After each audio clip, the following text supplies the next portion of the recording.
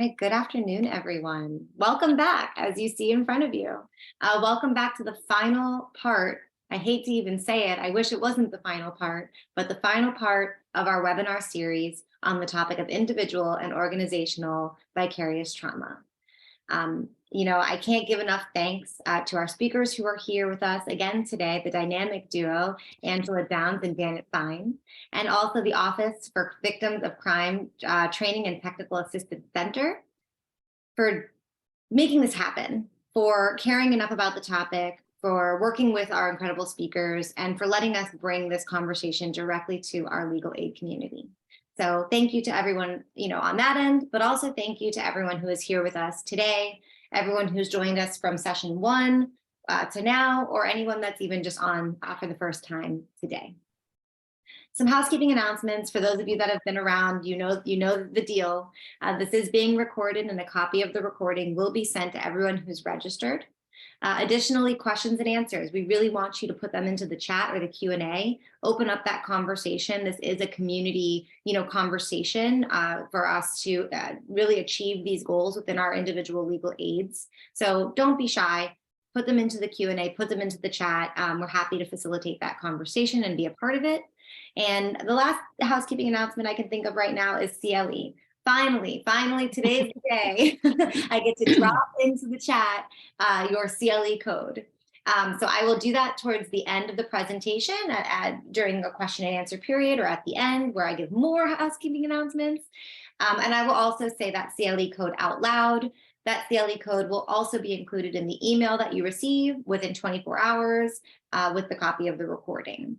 Just to remind folks, that email will come from Zoom, not from me, but I am going to put my email address into the chat.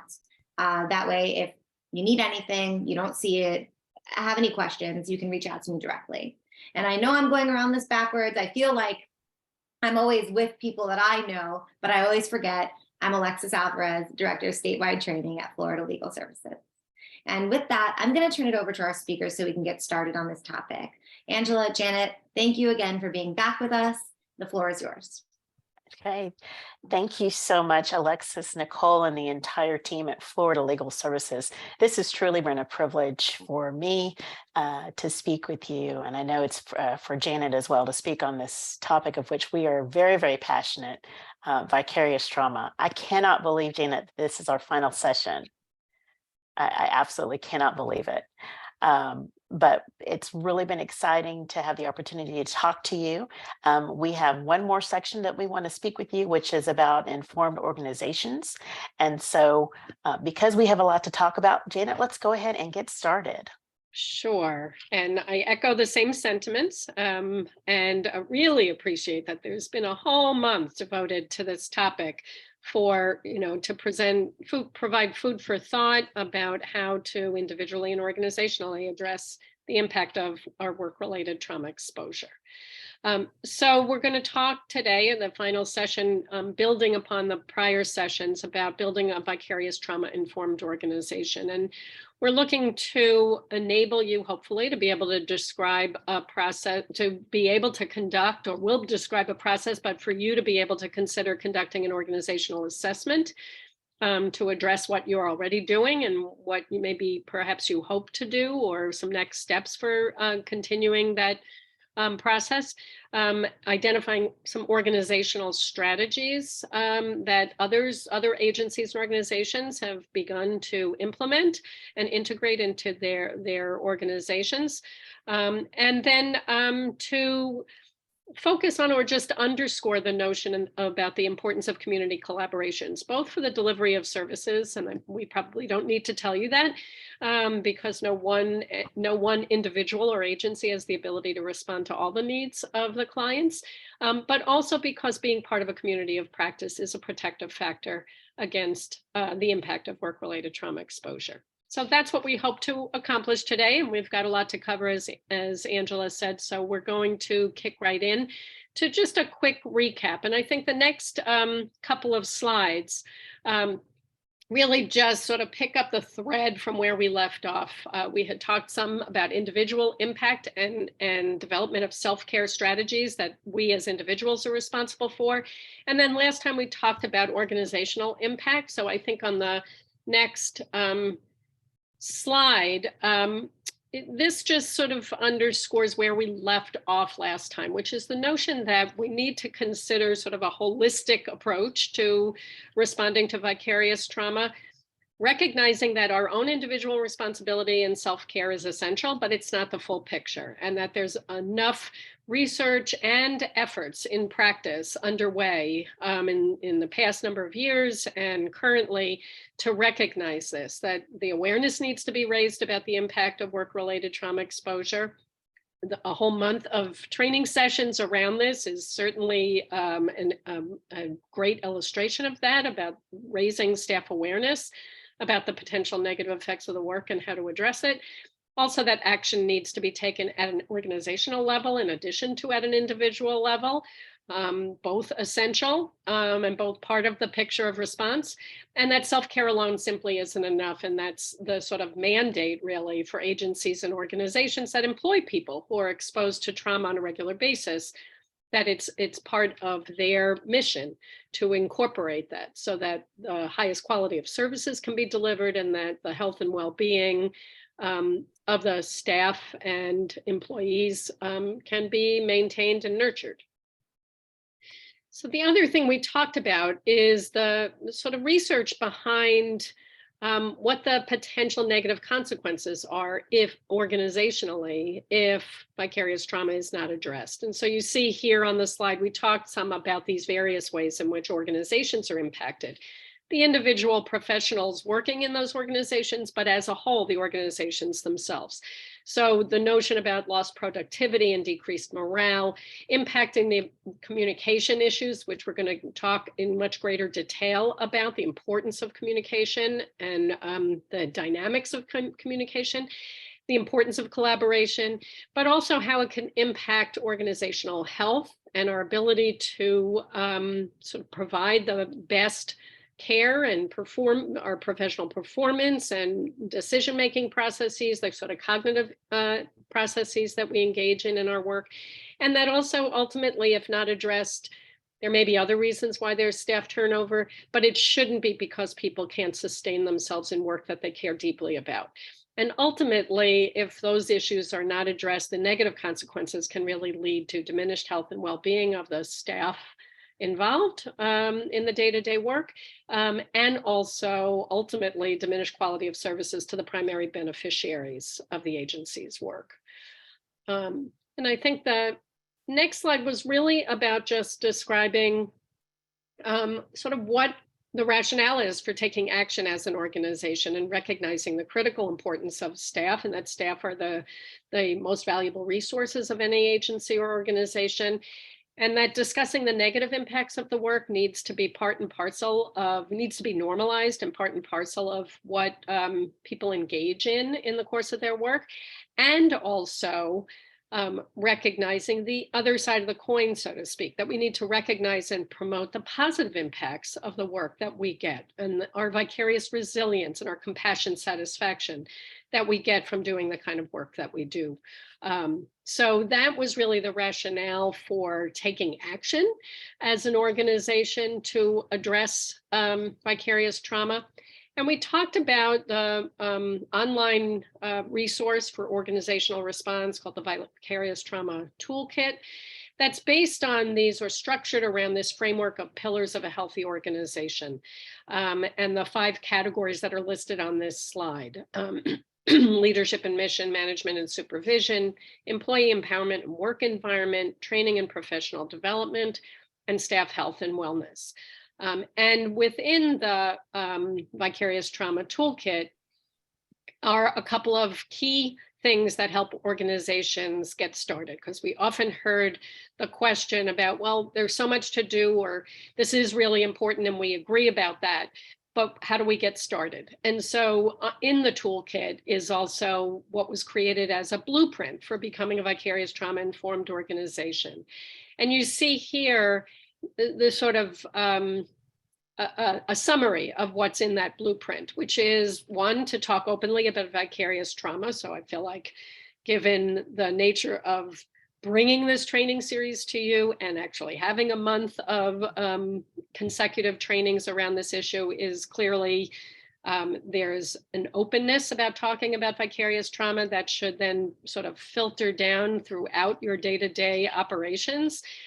Garnering leadership support, and of course, this is an effort that really is both top-down and bottom-up. And garnering leadership support to kind of focus and be very intentional about organizational response is key.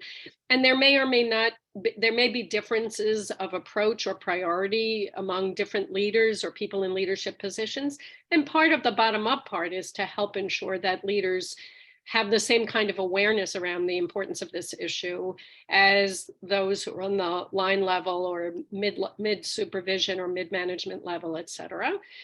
And then to consider sort of very intentionally having a work group or a single person, depending on what makes sense for any agency or organization, to kind of lead the charge, so to speak, on an effort to really be intentional about how to go about building a vicarious trauma-informed organization. Conducting an organizational assessment, so to see, in fact, what the agency is already doing that is really positive and responsive to the needs of staff, and then where maybe some of the gaps are, and the gaps would help highlight how to sort of set some priorities and how to develop an action plan or develop some next steps. And that kind of an action plan or process is really something that needs to be ever evolving, where we monitor progress, how are we doing, maybe reassess, revise, reassess again, et cetera, so that we can really continue to move the needle forward on ensuring that that vicarious trauma is being addressed organizationally. You know, Janet, I think that's one of the most important and key factors with the blueprint is that it's a living, breathing document. It's not a one and done. It's something that is constantly in a state of review and revision. So I think that's one of the key takeaways from really the discussion of the blueprint. Yeah, and that it's there's never sort of where we've reached nirvana, because things continually change and evolve, or staff leave and new staff come, and it's sort of a constantly evolving process, or leadership changes perhaps. So on this slide, you see sort of an image of the Vicarious Trauma Organizational Readiness Guide, or VT-Org for short, which was an organizational assessment tool developed for purposes of the Vicarious Trauma Toolkit. And it is accessible on the Vicarious Trauma Toolkit, something that we could certainly send along as well. But it can be administered to all staff and can be completed anonymously. And really what it does is, once the data is collected and sort of analyzed, you can see where you have some real strengths. Sometimes there are things that the agency organization is doing that you didn't call a vicarious trauma response, but indeed it is a vicarious trauma response. So you kind of get to celebrate the successes or the strengths that the agency and organization already has, and then to identify where there could be some areas for growth, and then look at the areas for growth and decide what's realistic to tackle now or over time, et cetera.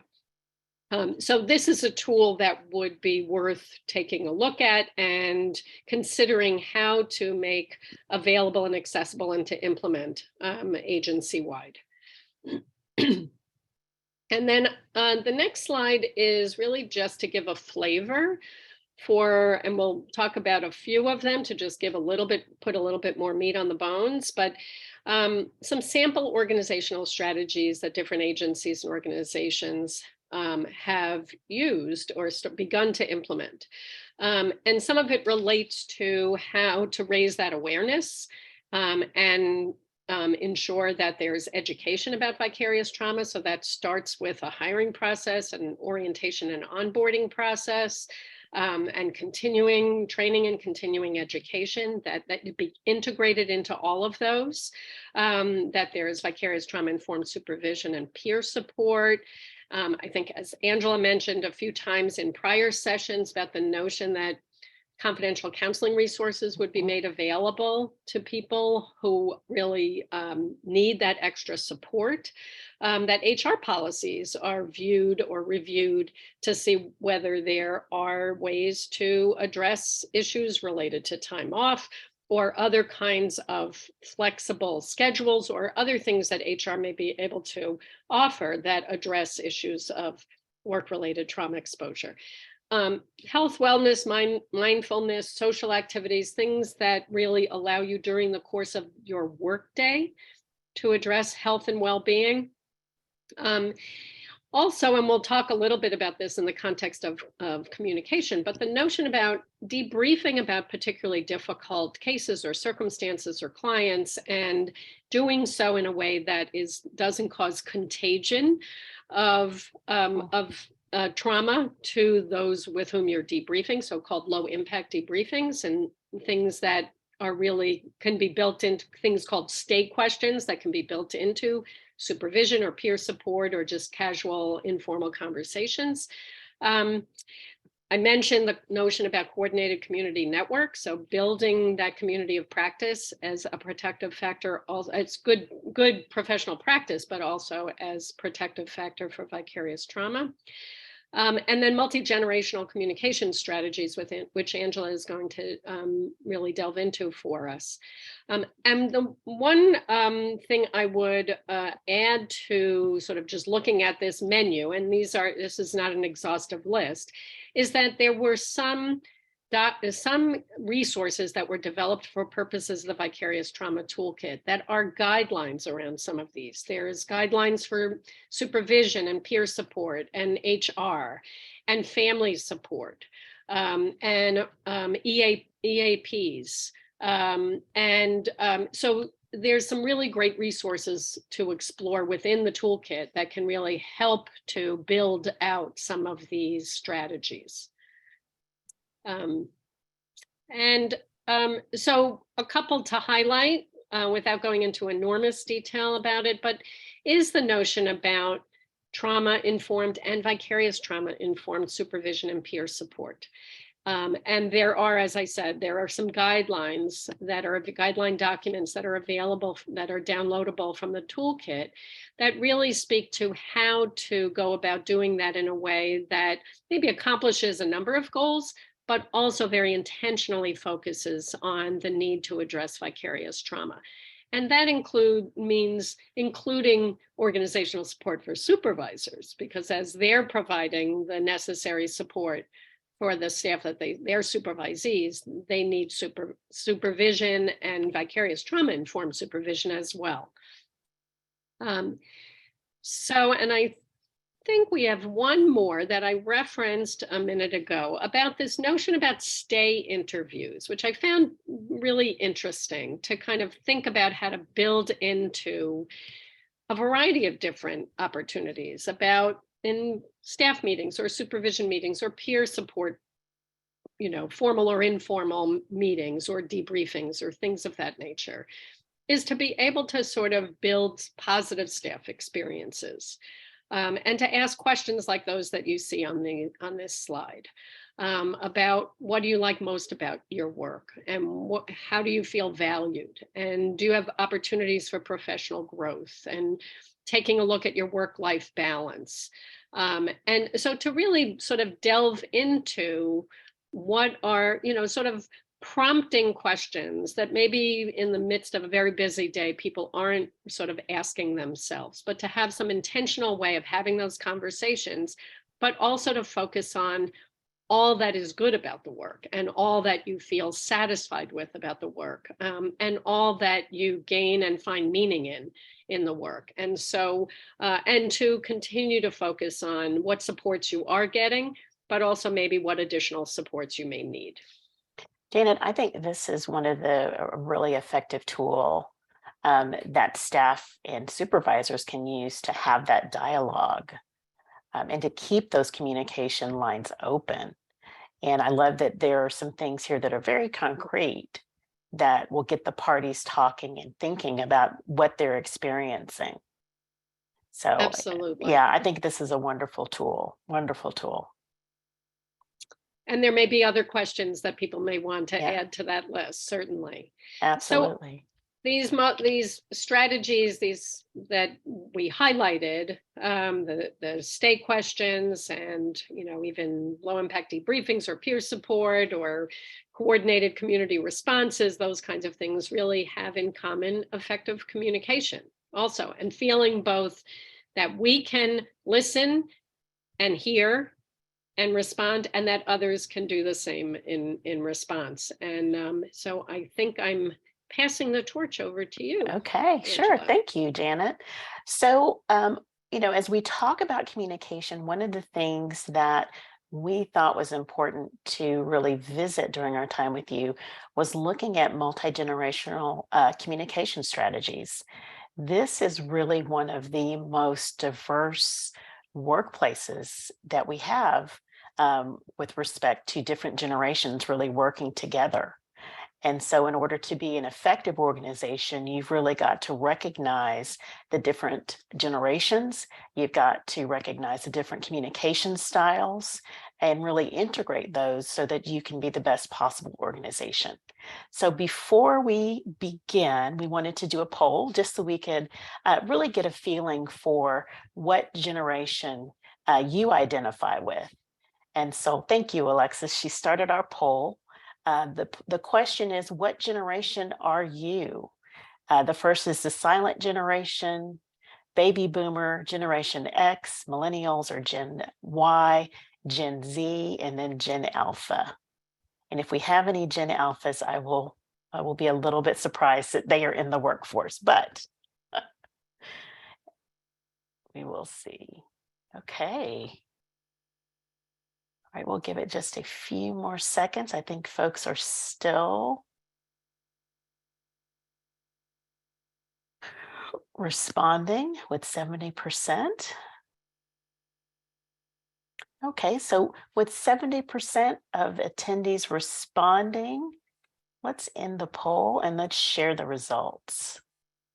And we can see that the majority of our participants are millennials or Gen Y, and that's 1981 to 2000, closely followed by Generation X, 1965 to 1980, and then baby boomers, silent generation, and we also have Gen Z. So we've got the full spectrum here represented.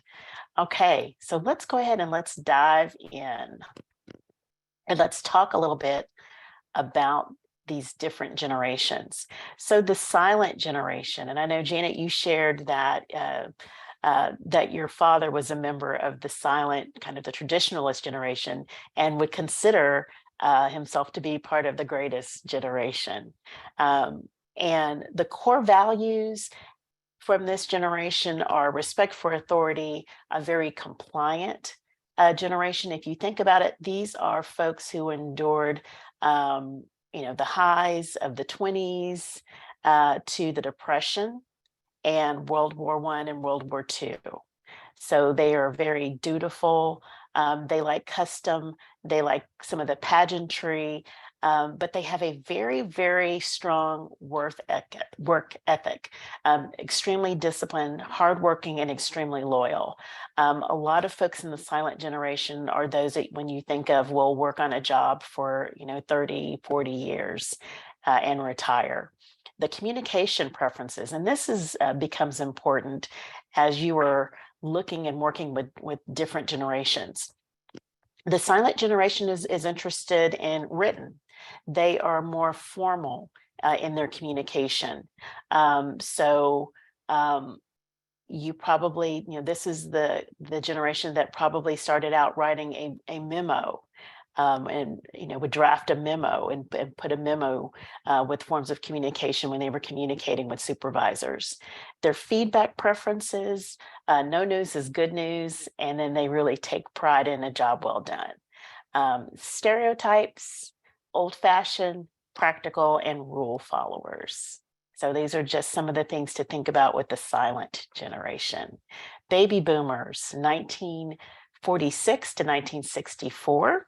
The core values are optimism. If you think about kind of the time frame, you had folks who were coming out of World War II into the 60s, where things were kind of opening up and there's more acceptance. There is a core value of hard work, which kind of aligns also with our silent generation. So they have that in common. And then stimulation, they really like to learn new things, be exposed to new things. The work ethic, questioning authority. Now that would come into play with the 60s. And really, that was a time when generations were questioning authority, really asking hard questions. There was a lot of social change during that time, but also some self-centeredness, really looking at inward. This was a time when a lot of Eastern thought, yoga was exposed in America during the 60s, where people started looking to do self love and looking to really become better people. And then crusading with causes. This is a generation that really would take a cause and really support it and be very forthright in their support of something that they saw as an injustice. The communication preferences, one-on-one, and then the telephone. Oh my gosh. They really don't want to have things exposed in a group. If there's an issue, they want you to take them aside and have that communication one-on-one. And please pick up the phone. Probably don't want to, to send a text message.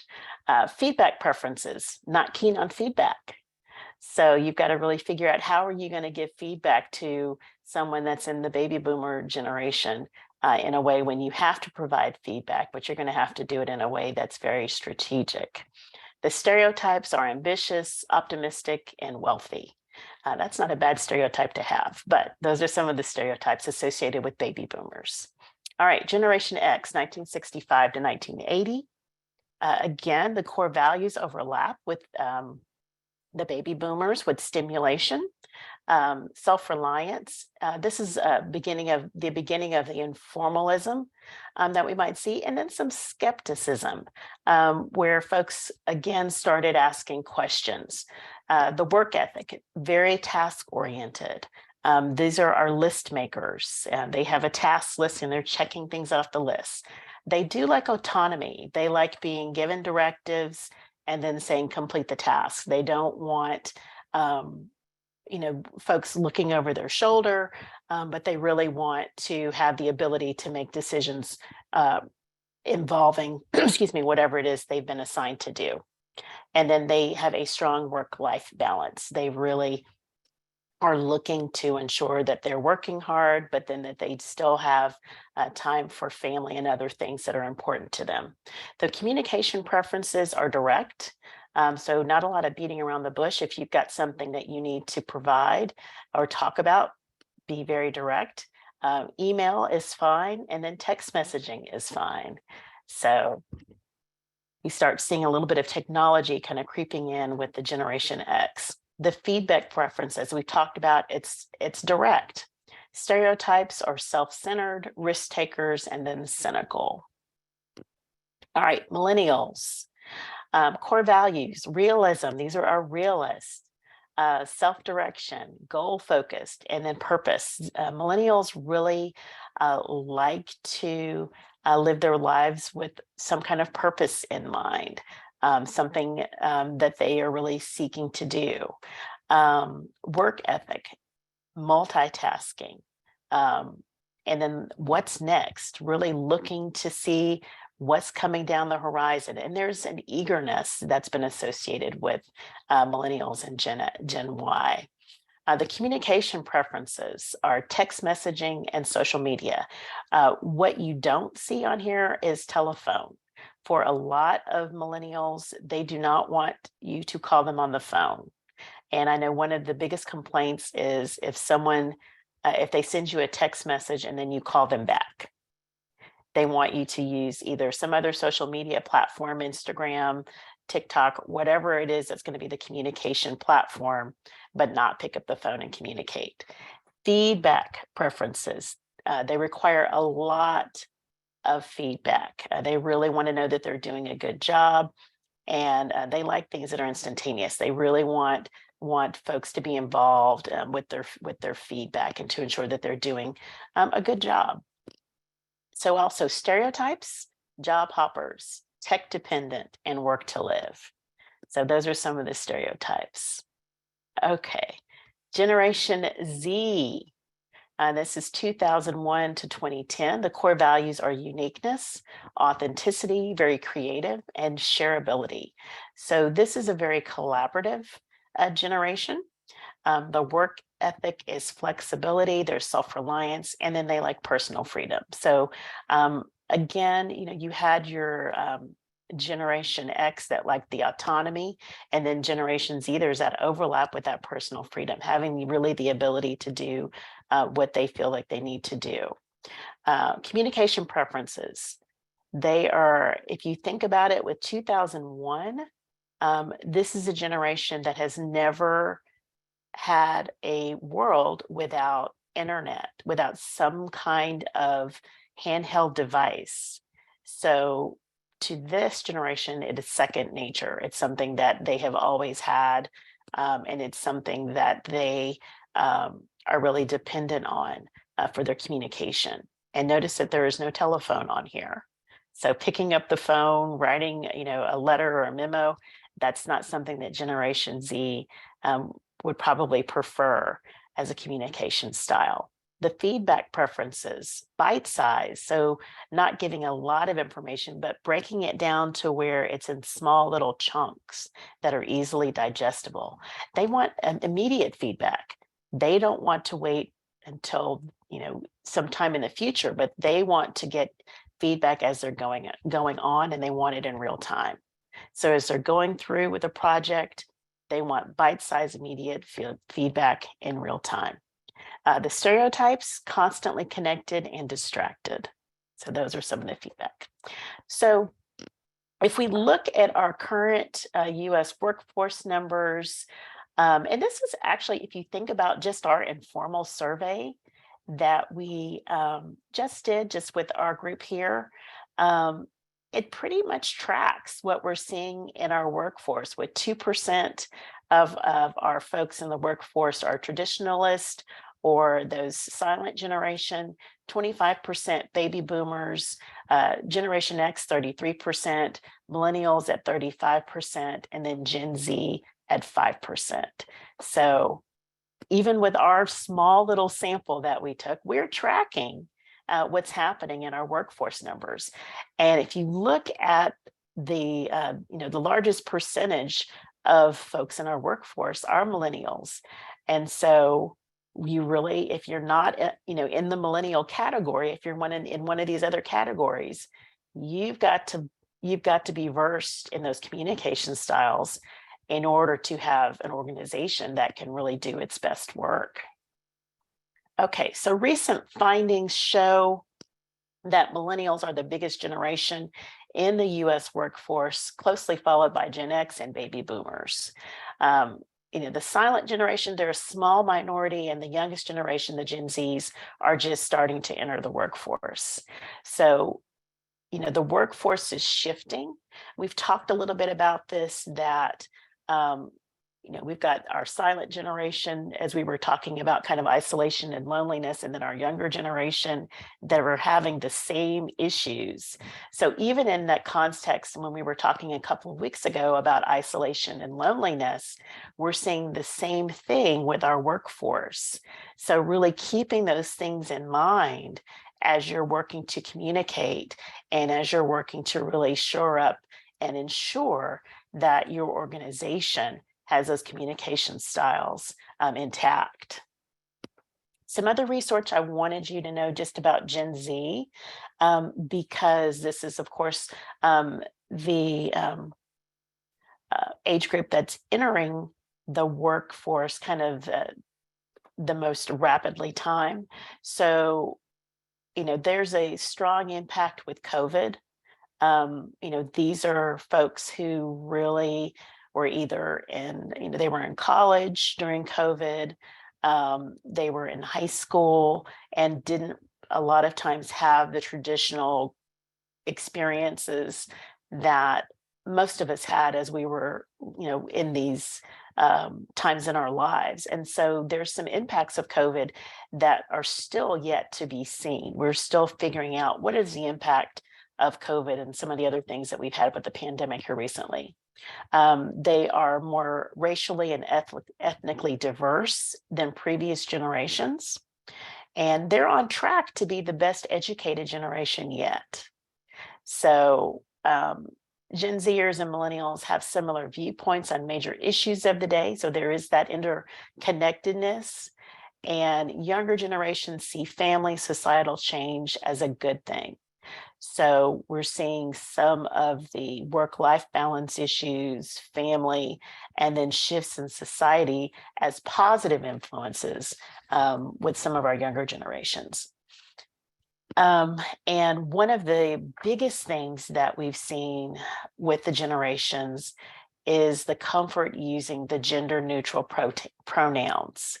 I know for some folks in the traditionalist or silent generation, that's something that has been very, very challenging, really understanding the importance of using those gender neutral pronouns. And so there is an education that perhaps could be helpful to really ensure that everyone understands the importance of using those gender neutral pronouns, because what's familiar for your Gen Z, your Gen Alpha is not going to be same for our traditionalist. So you've really got to have that educational piece with a lot of things. So let's talk about a few strategies that are available to you. Respect. You've really got to respect the different generations and really respect the different points of view.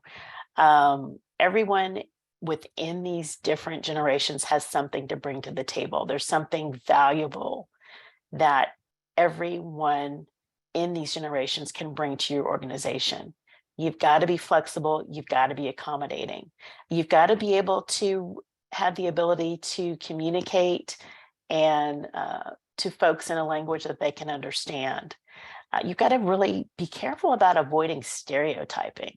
Some of the things that I found a little disheartening was that kind of okay boomer thing that was happening. I just thought it was first of all, not a very nice stereotype. Although some folks thought it was funny, but if you think about it, the baby boomer generation did things that really, they started trends and shifts in our society that we are enjoying now. And so there's something that we can learn from every single generation. So we've really got to avoid stereotypes. We've got to be open to learn from one another. And then most importantly, you've got to be willing to tailor your communication style.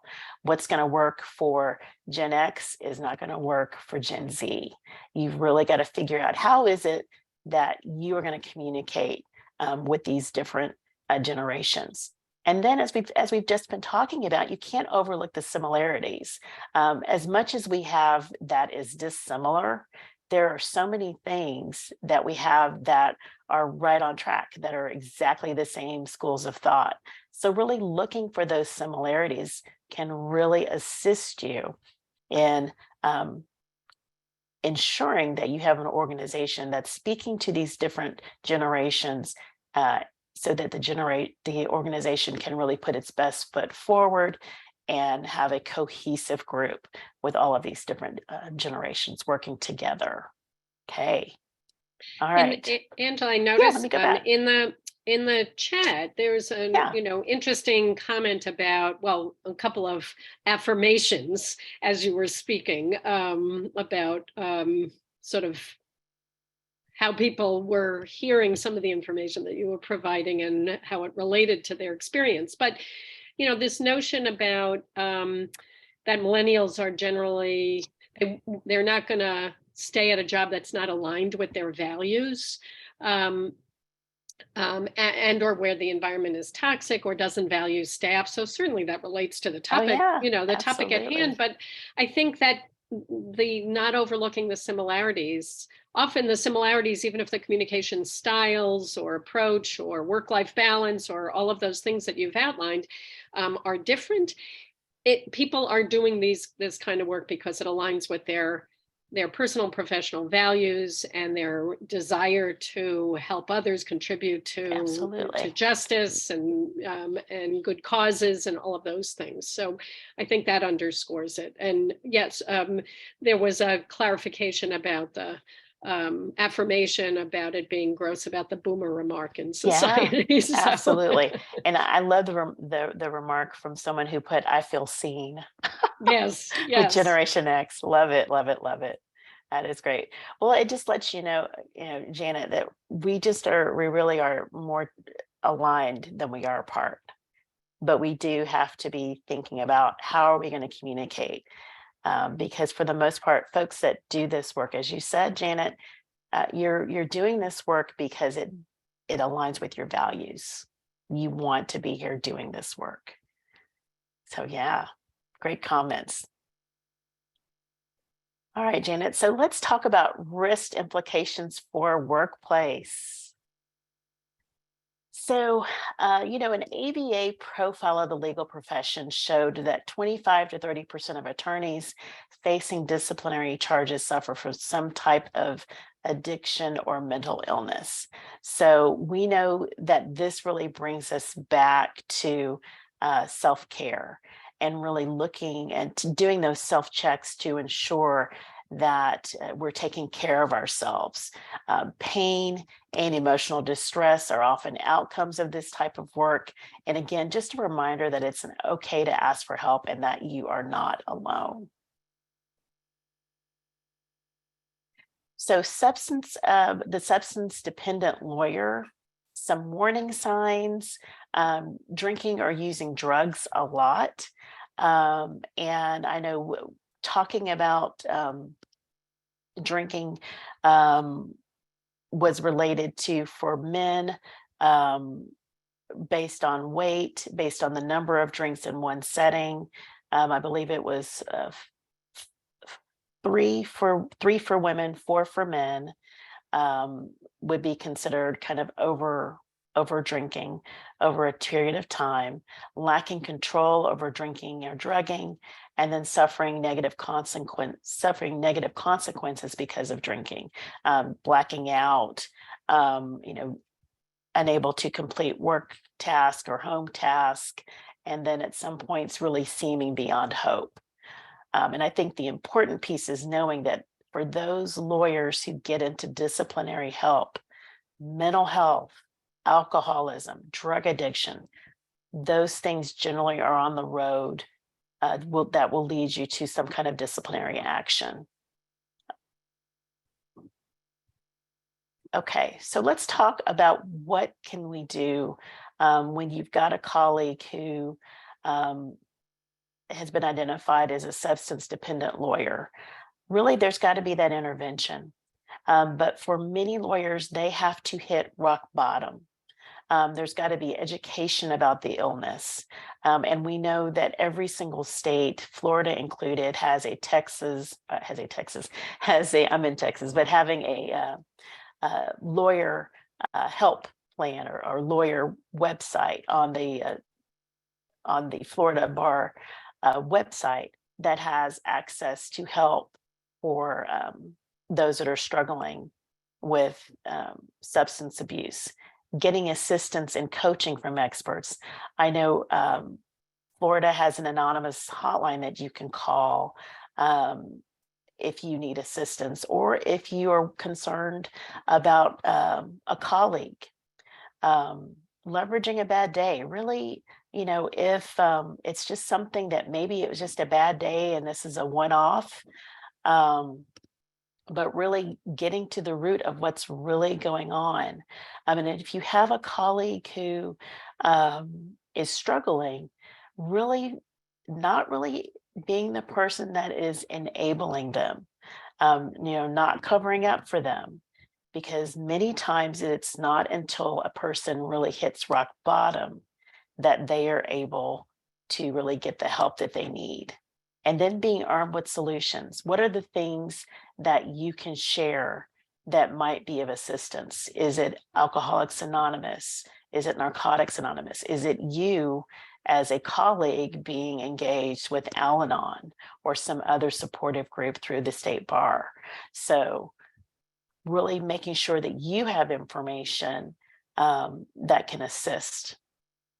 So let's talk about kind of the inevitable, once the person goes, the person that's being challenged in the organization and goes to get help, you've really got to figure out, what is that return to work going to look at like?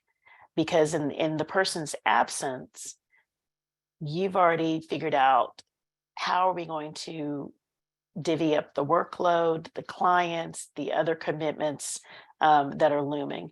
But what is that return to work going to look like? And so one of the things I know Janet and I have really stressed is that organizations really need a plan, and they need to have a plan before this happens, because it's going to happen. And you want to make sure that you've got something in place as an organization that can really help. So, what is the education? Is it professional help? Is there a recovery process? What do the support networks look like? Exercise, stress management. What are the things that are in place that can provide support for that lawyer who's returning to work? Is it nutrition? Is it telling others? Speaking up, reputation? And if it is not best for your organization for that person to return, is there a plan for them to go and work a reduced schedule or with another organization or firm? So really thinking about these things. What are the things that are going to be in place so that those that are returning to work can be successful? And keeping in mind that a lot of times when those that have substance abuse challenges return to work, it can be a very slow road to recovery. And so it's not something that happens overnight, and there might be some fits and starts, but you still have to think about your overall organizational help. How is that going to impact the work that you're doing? For firms, again, the educational fitness, the relationship with the firm, what is that going to look like? Other lawyers and staff, what are you going to tell other lawyers and staff that does not break that confidentiality of what this employee is going through?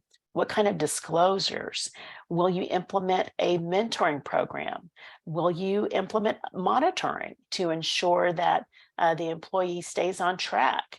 What are you going to do if there's a relapse? You've got to have those policies.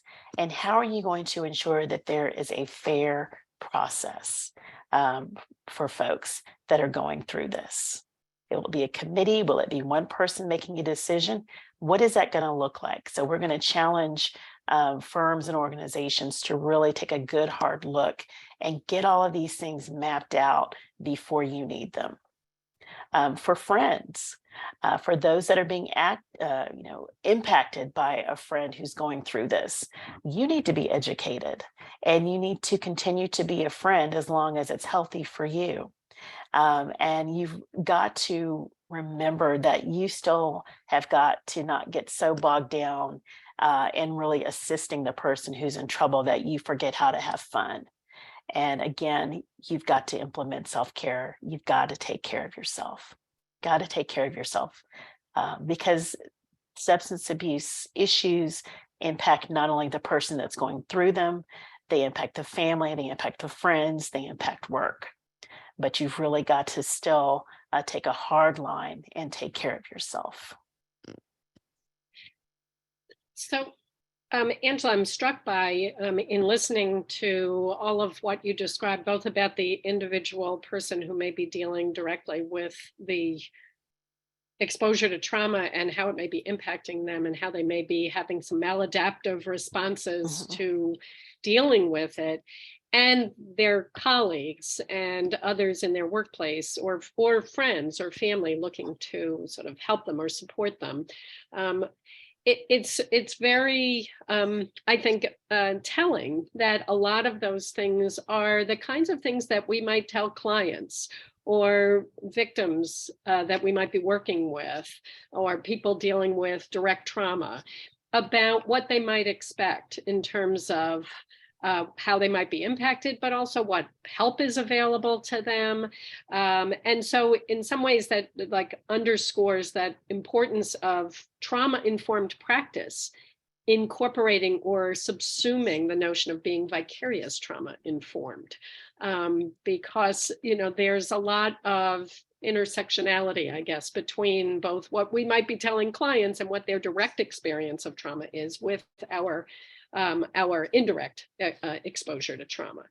And also I noticed that Alexis and Nicole have put some of those Florida bar resources in the chat for those who may need access to those links. So thank you for that.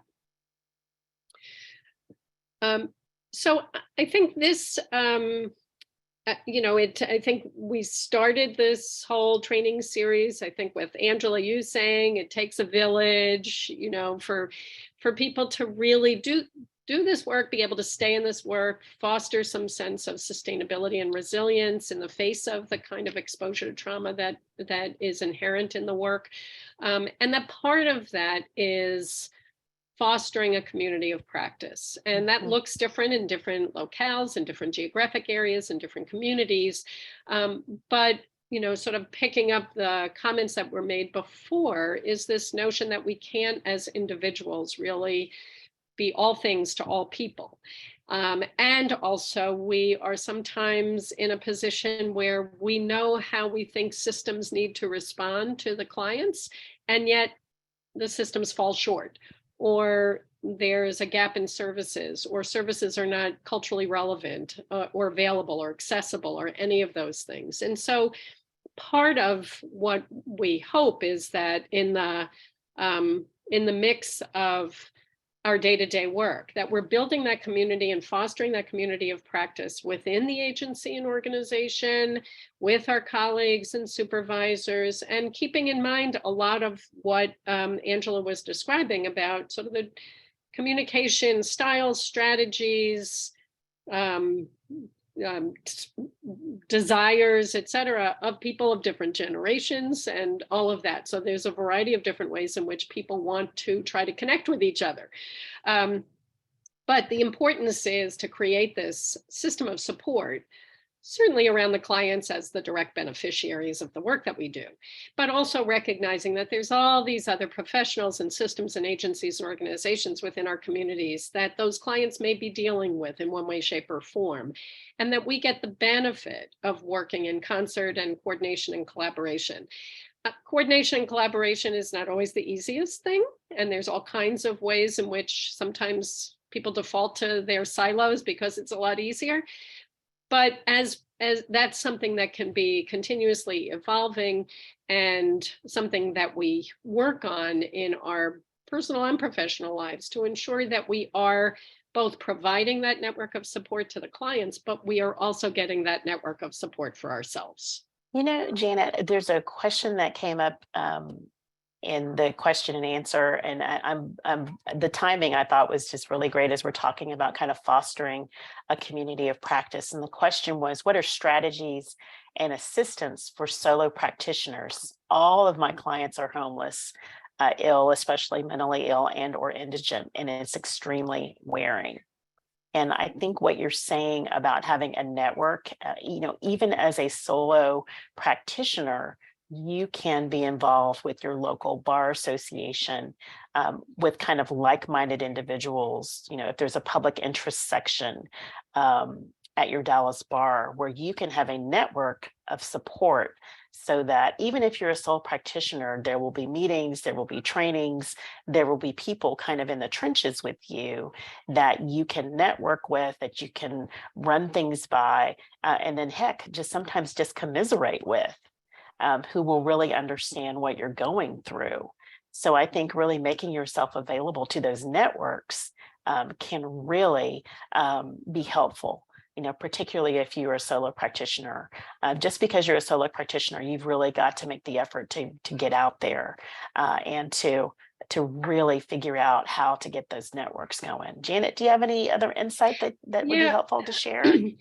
I mean, I I think that as solo practitioners, I think it can feel very isolating and very alone with all of these issues, both in terms of how to deliver the highest quality care for all of the clients, but especially given the kind of complex nature of the needs. And I think creating those supportive networks requires some time and energy, but it's time and energy well spent, because it will have returns, twofold, threefold, or whatever, when we have those connections to reach out to.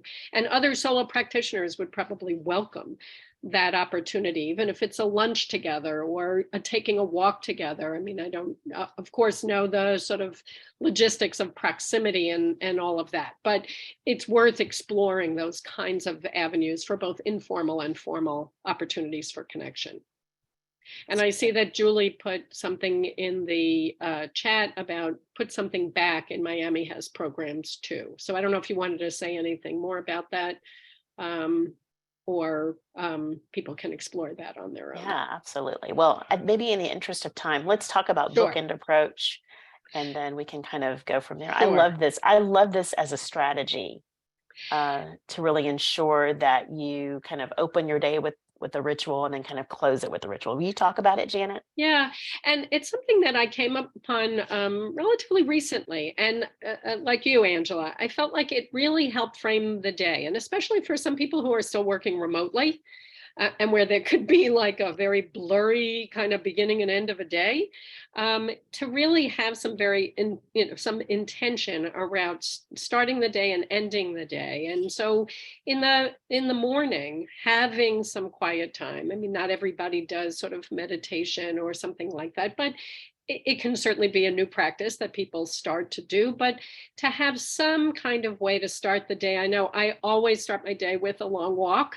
unless I have something really urgent in the morning, but I sort of build in some time for that. And then my day can start. And then looking ahead about anticipating and setting intentions for the day. What do I have on deck for today? What's on the schedule? What's my task list? What's going to present challenges for me? And how am I going to get through the day? And acknowledging all of the life demands and what are some realistic goals? So you may have a long to-do list, but what am I really going to be able to accomplish today? And what gets the priority for today? And at the other end of the day, to have some transition rituals. And this, I think people found particularly helpful also during COVID, where there was no sort of natural transition of commuting home from an office or something like that, where you can take a pause before really intentionally saying goodbye to work and doing a bit of what was referred to as a compassion check. And this is where that supportive network comes into. Are my colleagues okay? Did I notice anything today? Do I need to check in with any of my colleagues? But also, and very importantly, am I okay? How am I feeling at the end of the day? And then to take a several minute, real intentional transition time to list 3 things that went well, or to list things that we're grateful for, that sort of state of gratitude. To list something that was particularly difficult or that wasn't able to be resolved, and to let it go for now and sort of put it on the list for tomorrow. Expressions of gratitude, or some breathing work. And being intentional about no work access after hours. I know people are often doing emails well into the night, and so that's challenging to kind of put some parameters around. And then switching attention, after doing some of those things, then switching attention to your home life or whatever else sort of draws your attention away from work. And I love that sort of notion about you can't stop caring because this work requires that, but you can stop working. And that's the challenge, I think, for all of us. It's easier said than done, but that's the challenge for us. And this bookend approach, I think, helps give us some framework for that. Definitely does. And then to always remember, as we talked about that comprehensive view of vicarious trauma, there's the potential negative consequences from our work-related trauma exposure, but also there's the positives that we get from the work. And to take time to really focus on those, because it's so much easier to focus on the problems and what drags us down. So to, maybe set some intention around answering these questions periodically or finishing these statements. The meaning I find in my work is reminders to ourselves about why this work is so important and meaningful to us as individuals. My success stories are, as opposed to talking about the problems and the challenges all the time, what did I do and felt really good about and proud of, and that I think really helped my clients? What are we grateful for, and what continues to inspire and motivate us? So those are sometimes, I think some people kind of have them. I sometimes have like a little, note on my desk that sort of says some of those things as just reminders. Even if you don't do it each and every day, it's good reminders to kind of keep in mind to acknowledge the positive. And then before we open for any final comments or reflections or further questions in the chat or otherwise, we thought we'd leave you with this lovely concluding blessing that says, may the sun bring you new energy by day. May the moon softly restore you by night. May the rain wash away your worries. May the breeze blow new strength into your being. May you walk gently through the world and know its beauty all the days of your life. Love that. Wow. Absolutely love it. Yeah, I love that. What a fantastic note to end on. All right. So final questions and reflections. I think, Janet and Angela, you were able to tackle most of the questions in the chat as we were presenting. And I really appreciate you both doing that. I know it's not an easy feat sometimes.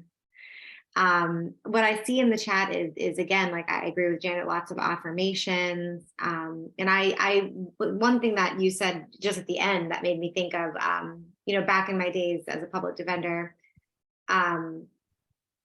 I was taught by a supervisor that even if we lose, we win in a lot of other ways. And I was taught to look at that perspective, even in the times that, we lost a case. How else did we win? We won by telling the client's story. Yeah. We won by humanizing our client and letting them know they're not alone.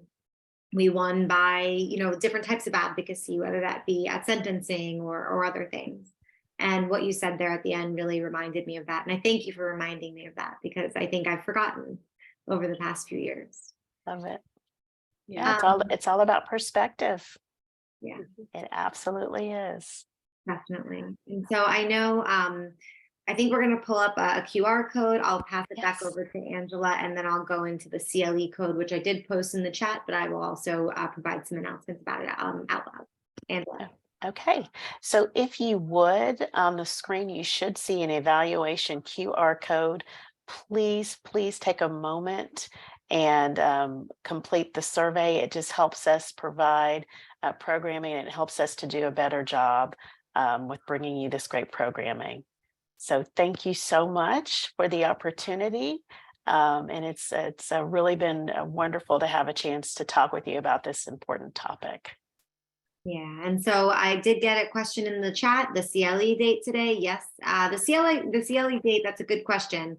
Let me back up. I misread it for a second. So let me back up and say the CLE code is 2304258, N as in Nancy. That is also in the chat.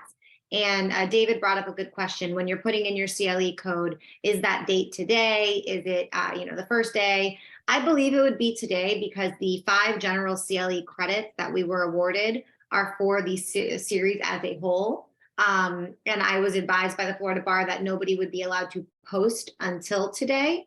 So I think today is the day that you would claim it, put to claim it. But if you have any issues, you have any trouble, my email address is up in the chat. You can always reach out to me, and I can always circle back to the Florida Bar, get any clarification that you need. So if you have any trouble while you're putting it in to your portal or your account, just reach out to me and I'm happy to help. And with that being said, we're getting a lot of thanks in the chat, Janet and Angela. And this always happens to me when I have speakers that I feel really, bonded with, and that I've had such a good experience with and connection with. I never want to end the webinar. I just want to keep talking. But I know that you both have dedicated so much of your time to us, And we in the legal aid community of Florida really, really appreciate it. Appreciate all that you do and taking the time to teach us. And as always, to our audience, thank you for all that you do. Thank you for continuing to fight for those who need it. Having the resiliency that you have. And I hope that this series helps you know that you're not alone, that there's community that experiences what you're experiencing, and that you are resilient and to carry on with your vicarious trauma in mind. Yes. And not carry on the way I say it. And with that, Angela, Janet, thank you so much. Of course, a question comes in. Will the slides be shared and our recordings? Would love to share with our agency. Yes, everybody will receive an email from Zoom within 24 hours with a copy of the recording. You should have been receiving those as each session has gone through. It would be from Zoom. So if you want to look up in your inbox Zoom, maybe it'll pop up. If you don't see it, again, my email address is at the top. So Callie, you asked that question. Give me an email or shoot me an email and I will send you all of the stuff directly if you don't have it in your inbox. So I'm an open door and I always like to hear from you all. So with that, everyone have a good rest of your week. And I hope that we will have Janet and Angela back sometime. We would love it anytime. Thank you so much. Yeah, and thank you for creating this amazing opportunity. Absolutely. My pleasure. And with that, I should also, again, thank the Office for Victims of Crime Technical and Training Assistance Center. Without them, I don't think we could have made this happen either. All right, everybody, have a wonderful rest of your day. All right.